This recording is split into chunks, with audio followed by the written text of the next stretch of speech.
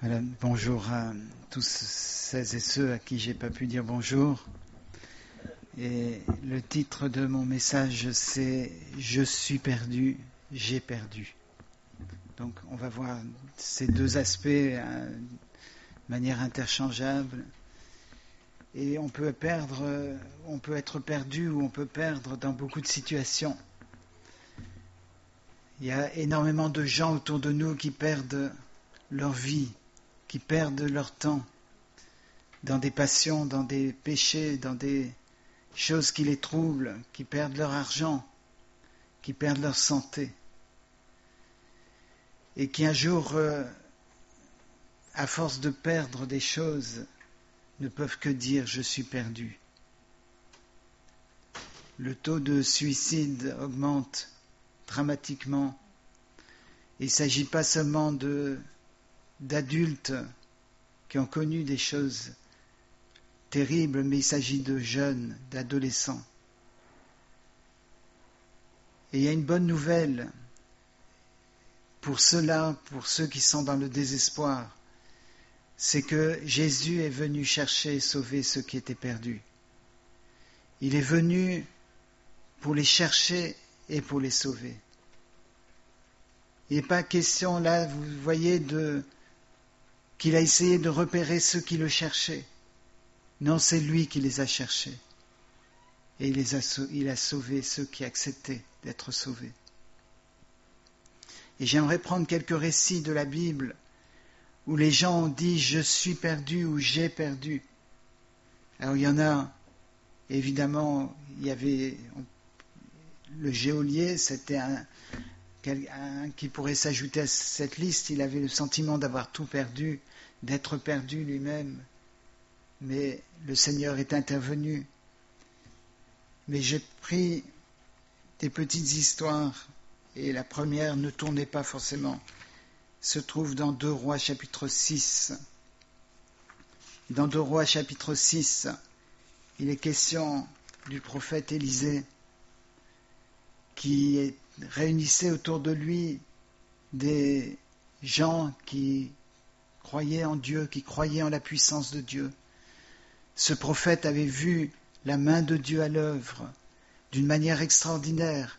Il avait suivi, donc il s'appelait Élisée, ce prophète, et il avait suivi son maître qui s'appelait Élie.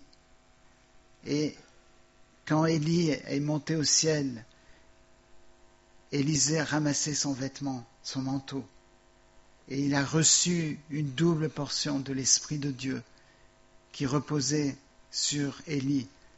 Élisée l'a reçu. Et il était là avec d'autres prophètes, avec d'autres de ses compagnons, et ils ont décidé d'aller construire un agrandissement au local dans lequel ils étaient. Donc ils ont abattu des arbres pour construire. Et lorsqu'ils abattaient les arbres, il y a un des hommes, un des ouvriers, un des compagnons d'Élisée qui a perdu le fer de la hache dans l'eau. Quelque chose qui arrive à tout le monde ou qui arrive très facilement, évidemment. Mais ce qui est frappant, si vous lisez ça dans 2 Rois 6, c'est de voir le désarroi dans son cœur. Et il va appeler Élisée, il va lui dire « J'ai perdu, je paraphrase bien sûr, mais j'ai perdu le fer de ma hache et c'était pas à moi, c'était pas ma hache. » Et mes amis, on sait très bien que beaucoup de gens ont perdu leur âme ou perdent leur âme. Mais il y en a peu qui reconnaissent que c'était pas à eux, que leur âme n'était pas à eux, et qui vont devoir rendre compte. La Bible nous dit clairement qu'on va devoir rendre compte devant Dieu pour ce qu'on a fait de notre âme. Et cet homme était dans le désarroi. Et si vous êtes dans le désarroi dans lequel était cet homme, si vous ressentez la même chose, pour avoir fait de votre vie un gâchis, un échec, eh bien il y a de l'espoir parce que Élisée a pu répondre aux besoins de cet homme. Et il y a eu un miracle qui s'est produit. Vous savez, Élisée, il en a vu des miracles. Et si vous croyez réellement que Dieu peut agir dans votre vie, vous verrez des miracles dans votre vie aussi. Élisée a pris un morceau de bois qu'il a lancé à l'endroit où se trouvait le fer. Et ça a permis au fer de pouvoir remonter en surface, miraculeusement. Il y a un bois particulier, non pas physique, mais c'est le bois de la croix. Parce que sur la croix du Calvaire, il y a Jésus qui est mort. Et c'est la raison pour laquelle vous pouvez retrouver votre âme. Vous pouvez sauver votre âme. Parce que vous pouvez venir à Jésus et reconnaître qu'il est mort pour vos péchés, qu'il est mort pour vous, et vous donner à lui pour le suivre, pour que votre âme ne soit pas perdue. Il y a un autre récit totalement différent, dans d'autres circonstances, qu'on trouve dans Matthieu. Et c'est le récit d'une femme qui perdait son sang depuis 12 ans. Et c'est dans le Nouveau Testament, ça veut dire que c'est l'histoire de Jésus, notamment dans les évangiles, l'histoire de Jésus. Et cette femme, elle était en souffrance parce que son âme, ce qui était la vie, la raison de vivre ou la force de vivre, s'en allait quotidiennement depuis 12 ans. Et son cœur était dans la tristesse.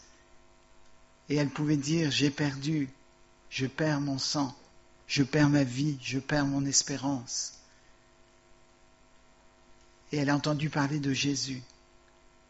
Elle a entendu parler, parce que beaucoup de gens parlaient de Jésus, des miracles qu'il faisait. Mais de manière extraordinaire, alors qu'elle avait dû entendre des témoignages de Jésus, de l'œuvre de Jésus, de manière extraordinaire, elle n'a pas fait comme les autres, en disant « je vais aller devant Jésus et je vais lui dire « sauve-moi et pitié de moi, sauve-moi ». Non, c'était une femme très timide, très réservée. Et elle en a déduit que si Jésus pouvait guérir les malades, et que s'il était le Fils de Dieu, alors il suffirait pour elle de toucher son vêtement. Et elle s'est faufilée dans la foule de manière la plus discrète possible, et elle a touché le vêtement de Jésus. Et elle a été guérie. Le Seigneur Jésus lui a demandé de donner témoignage.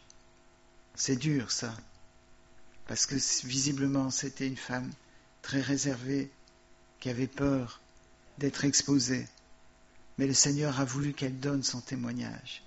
Il lui a dit, j'ai senti que quelque chose s'est passé. Quelqu'un m'a touché. Est-ce que ce matin, vous voulez toucher le vêtement de Jésus? On a vu tout à l'heure que Élisée était revêtu en quelque sorte du manteau d'Élie. Et c'est parce qu'il a été là quand Élie est parti qu'il a pu avoir la puissance qui animait la vie d'Élie. C'est le Saint-Esprit. Et là, cette femme qui touche aussi le manteau ou le vêtement de Jésus. Il y a un autre récit dans Zacharie, tout au début de Zacharie, lorsque le prophète Zacharie voit en vision le sacrificateur Josué, fils de Yotsadak. Il le voit en vision et dans cette vision, il voit ce sacrificateur revêtu de vêtements sales. Remarquez, il est encore question des vêtements. Il était revêtu des vêtements sales. Et le diable qui l'accusait. Et c'est peut-être votre cas ce matin. Vous sentez que vous avez perdu la pureté, les sacrificateurs portaient des tenues strictement propres pour se présenter devant Dieu. Il ne devait y avoir aucune souillure, aucune tache. Et là, dans la vision de Zacharie, ce sacrificateur était souillé. Et le diable qui l'accusait. Et peut-être c'est ça que vous sentez ce matin, que vous êtes accusé parce que vous êtes objectivement sale. Vous avez fait des choses qui vous ont souillé. Vous avez pensé des choses qui vous ont souillé. Vous avez pratiqué des choses qui vous ont troublé, qui vous ont souillé. Et le diable vous accuse en pointant du doigt sur ce que vous avez fait. Mais il a été donné l'ordre de revêtir ce sacrificateur de vêtements blancs. C'est pas qu'ils devaient toucher le vêtement de Jésus, c'est qu'ils étaient revêtus des vêtements purs et propres. Et ce matin, Dieu veut le faire dans votre vie aussi. Peut-être que vous êtes à un stade où vous sentez que vous avez perdu votre innocence, comme le fer d'une hache qui tombe dans l'eau. Vous ne savez même plus où ça se trouve. Peut-être que vous avez perdu votre innocence et vous avez perdu votre force depuis 12 ans ou depuis longtemps. Et vous avez besoin de toucher le vêtement de Jésus. Mais peut-être que vous avez besoin d'aller plus loin que de toucher le vêtement de Jésus. Vous avez besoin d'être revêtu, comme dit Ésaïe, des vêtements de la délivrance. Vous avez besoin de recevoir ces vêtements propres qui font en sorte que vous n'êtes pas constamment souillés, mais au contraire constamment renouvelés avec des vêtements propres. Le Seigneur est là pour vous ce matin. Le Seigneur fait ça parce qu'il est mort sur la croix. Jésus-Christ est mort sur la croix pour que ce soit possible.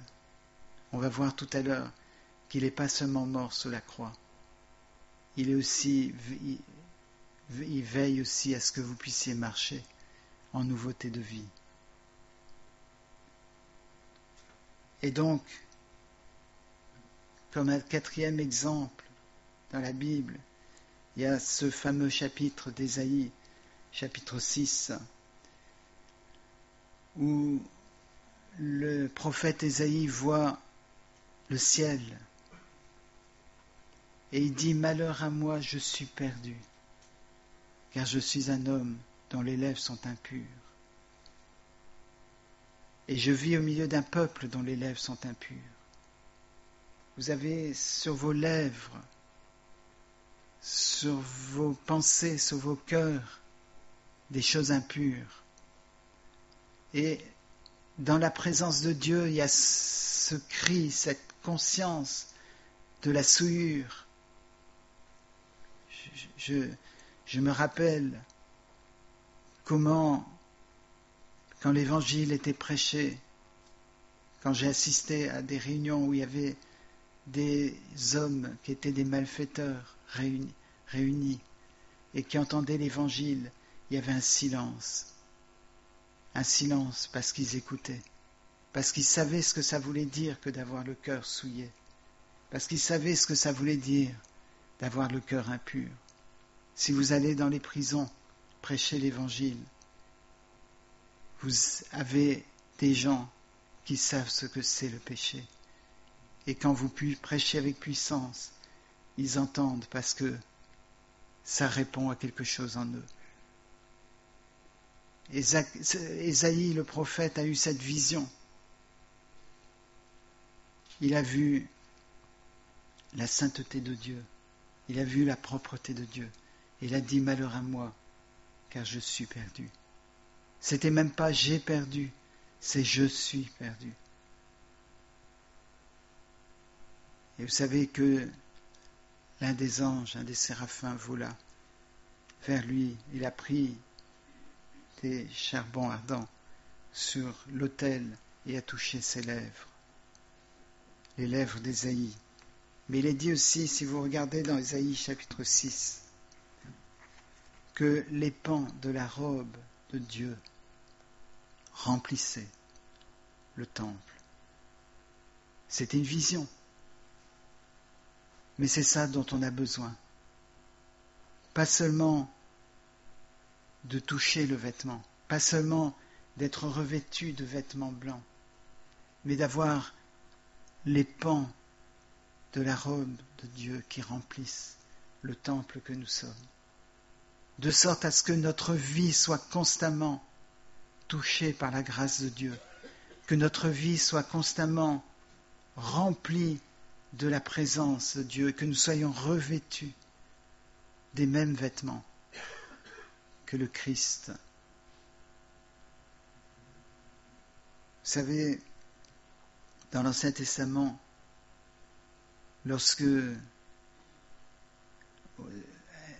à l'époque du Yom Kippour, du grand pardon qui devait se perpétuer dans le peuple d'Israël, eh bien, les Juifs, selon l'ordre de Dieu, devaient prendre 2 boucs. Et il y avait un tirage au sort pour savoir lequel des 2 boucs serait sacrifié pour l'expiation des péchés. Parce que le peuple avait péché, il fallait que ce soit un animal innocent qui soit sacrifié à la place. Et le sort était tiré entre les 2 boucs, et l'un des 2 était sacrifié, et le sang était présenté dans le lieu très saint par le sacrificateur. Mais l'autre bouc était lâché dans le désert, et avant ça, Moïse et Aaron devaient imposer les mains à ce bouc pour qu'il porte le péché du peuple. Le peuple confessait ses péchés et ils imposaient les mains pour que ce soit ce bouc qui porte le péché. Donc d'un côté, il y avait un bouc qui allait donner son sang. C'est ça qui a donné le sens de bouc émissaire. C'est celui qui meurt alors qu'il est innocent. Il meurt pour les autres. Il y avait un bouc émissaire donc qui était sacrifié, dont le sang servait à la purification du peuple. Mais l'autre bouc était envoyé dans le désert. Mais évidemment, un bouc, c'est herbivore. Un bouc a besoin de boire, donc lui aussi était voué à la mort dans le désert. Et vous savez que je pense que ces 2 boucs représentent ce que Jésus a fait pour nous. Il est le bouc émissaire, il est celui qui a reçu sur la croix le châtiment de nos péchés. Il est mort sur la croix sacrifié pour que son sang nous justifie, pour que son sang nous purifie.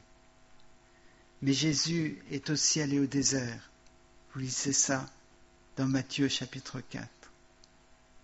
Il est allé au désert aussi pour remporter la victoire, pas pour mourir, mais pour remporter la victoire, pour que nous puissions avoir la victoire dans ce monde. Et le bouc qui était livré au désert était en quelque sorte tué par l'environnement, par la chaleur, par le manque d'herbe, par le manque d'eau. Mais Jésus est allé au désert pour remporter la victoire. Il a été tenté au désert pendant 40 jours et 40 nuits, sans manger, sans boire. Mais il a remporté la victoire. Et je veux dire ce matin que la victoire, elle est pour nous aussi. Non seulement Jésus est mort, mais il est aussi le bouc qui est allé aussi dans le désert pour remporter la victoire. Et si vous trouvez que dans le monde dans lequel on vit est un désert, Il suffit d'écouter la radio, de regarder la télévision, et vous verrez qu'il n'y a pas grand-chose qui désaltère. Mais si vous êtes là dans un désert et vous dites « Je sais que Jésus est mort sur la croix pour mes péchés, mais je suis dans le désert », sachez qu'il est allé aussi dans le désert pour remporter la victoire. Parce que vous ne pouvez pas obéir à la loi. Vous n'arrivez pas de vous-même. Mais lui est allé pour obéir à la loi. Le diable a exposé aux tentations du corps et il a refusé. Il a résisté. Il a eu la victoire là-dessus. Je l'avais suggéré dans une autre prédication que sa maman Marie, lorsqu'elle a mis au monde Jésus, il lui avait été dit « Le Saint-Enfant qui naîtra de toi » sera appelé le Fils du Très-Haut, le Saint-Enfant. Et lorsqu'une femme juive accouchait, elle n'avait pas le droit de toucher des choses saintes pendant 40 jours et 40 nuits. Or, évidemment, toutes les mamans avaient le droit de toucher leur bébé parce que leur bébé n'était pas saint. Mais Marie se trouvait dans le dilemme, l'impossibilité d'obéir à la loi, parce que son bébé était saint, mais elle devait le nourrir. Et Jésus a expié cette faute, cette impossibilité à obéir à la loi. Il l'a expié dans le désert. Pendant 40 jours et 40 nuits, il n'a pas été touché. Pendant 40 jours et 40 nuits, il n'a pas eu à manger, il n'a pas eu à boire. Et c'est la même chose pour nous. Dans le désert, il a remporté la victoire. Il a remporté la victoire pour qu'on puisse marcher en nouveauté de vie. Pas seulement en connaissance du fait qu'il est mort sur la croix pour nos péchés. Oui, il y a un bouc qui est mort à notre place, qui a donné son sang pour que ce sang soit présenté dans le lieu très saint. Et c'est ce qu'Hébreu nous décrit, que Jésus était supérieur au sacrificateur, au souverain sacrificateur, parce qu'il a pu apporter son propre sang, pas le sang d'un animal. Mais il était aussi le bouc qui était dans le désert et qui a remporté la victoire sur les tentations, sur l'environnement, de sorte à ce qu'on puisse marcher avec Dieu. Et si ce matin vous dites « Je suis perdu », si vous dites « J'ai perdu tant de choses que j'aurais voulu garder », eh bien le Seigneur est pour vous. Le Seigneur veut vous parler ce matin, il veut vous toucher. Il veut remplir votre vie afin que vous ne soyez pas dans un désert, assailli par la tentation, mais que vous soyez en mesure de marcher, en mesure de vivre la vie de l'Esprit de Dieu.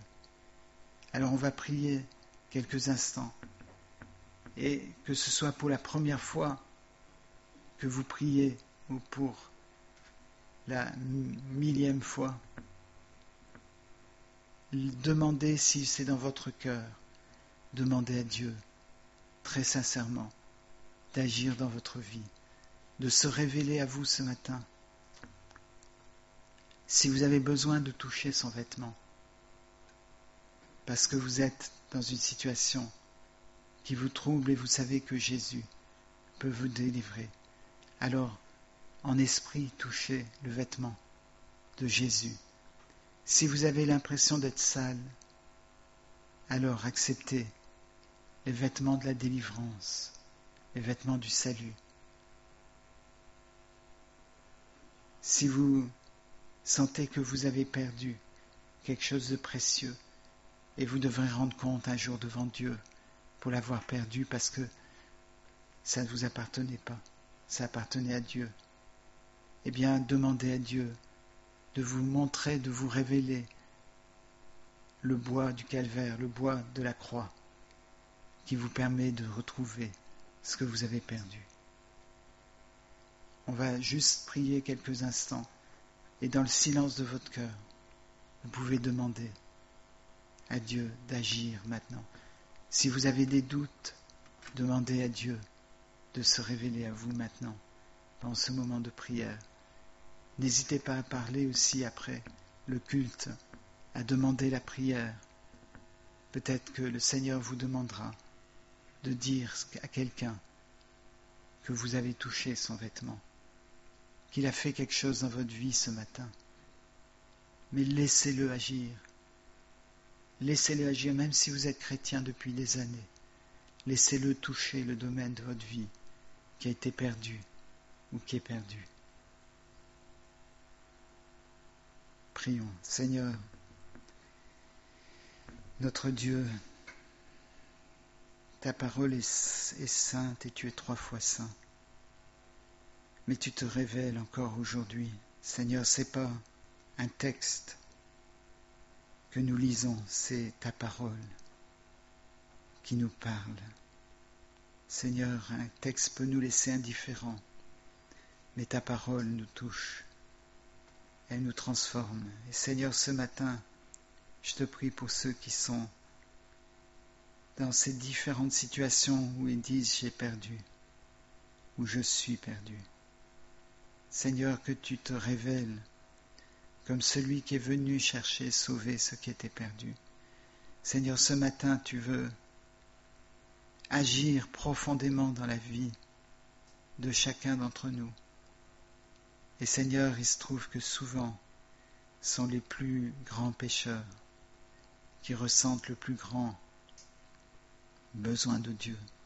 Et Seigneur, que tu agisses pour que, Seigneur, les gens qui se donnent pour la première fois à toi ce matin soient réellement sauvés, réellement libérés, réellement remplis de l'Esprit et en mesure de marcher en nouveauté de vie. Seigneur, fais cette œuvre dans le nom de Jésus. Amen.